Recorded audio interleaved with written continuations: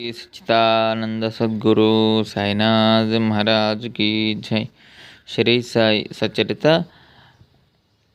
29వ అధ్యాయంలోని 151వ పేజీ, 151వ ఓవి 423వ పేజీలో ఈరోజు చదువుకుంటున్నాము. కానీ అప్పుడు అతడు గ్వాలియర్లో ఉన్నాడు. అందువలన ముంబైలోని తన స్నేహితునికి వృత్తాంతాన్నంతా తెలియజేస్తూ ఉత్తరం రాశాడు. నీవు స్వయంగా షిరిడీ వెళ్ళి నీకు తపాలా ద్వారా అందిన డబ్బుతో స్వయంపాక వస్తువుల్ని, మంచి చిక్కులను కూడా ఏ విధంగానైనా తీసుకో. మిగిలిన డబ్బును బాబాకు స్వయంపాక వస్తువులతో సమర్పించు. వారి పాదాలకు వందనం చేసి వారి ప్రసాదాన్ని తీసుకొని నాకు పంపు. డబ్బు అందగానే స్నేహితుడు షిరిడీకి వెళ్ళి సరుకులన్నీ తీసుకున్నాడు. చిక్కులు లేకుండా ఎలాగా అన్న ఆలోచన. ఇంతలో తలపైన బుట్టతో ఒక స్త్రీ వచ్చింది. ఆమెను పిలిచి చూడగా చిక్కులు చేతికి తగిలాయి. చాలా ఆశ్చర్యం కలిగింది. అప్పుడు ఆ సరుకులన్నీ పట్టుకొని వెళ్ళి సాయి మహారాజుకు శ్రద్ధగా అర్పించాడు. వారు వారిని నిమోన్కరు ఇచ్చారు.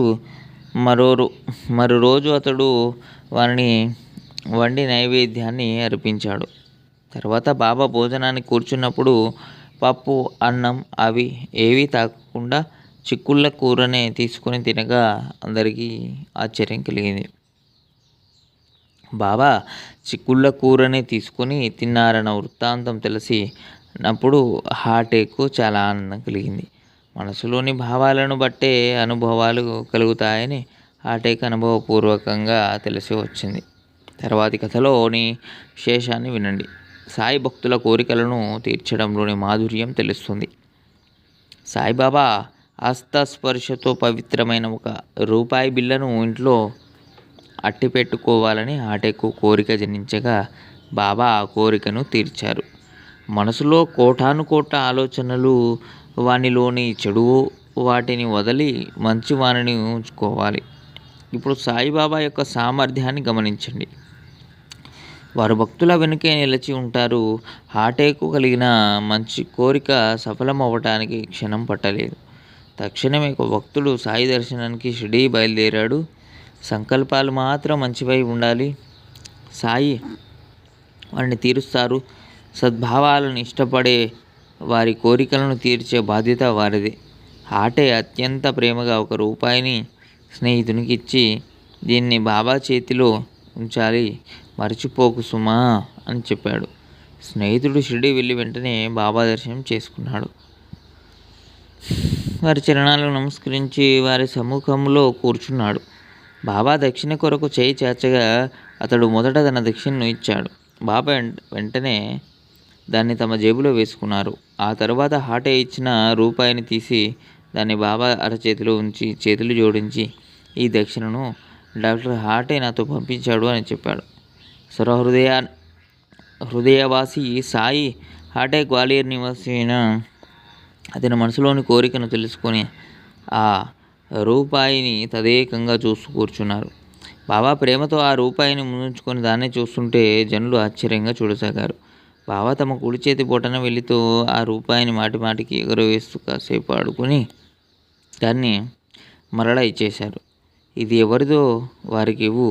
నీ వెంట విభూతి ప్రసాదం తీసుకుని వెళ్ళు. నీది మాకేది అవసరం లేదు. ప్రశాంతంగా ఉండమని అతనితో చెప్పు అని అన్నారు. ఆ స్నేహితుడు సాయి చరణాలకు సాష్టాంగ ప్రణామం చేసి విభూతి ప్రసాదాన్ని వారి అనుమతిని తీసుకొని తన ఇంటికి గ్వాలియర్ చేరుకున్నాడు.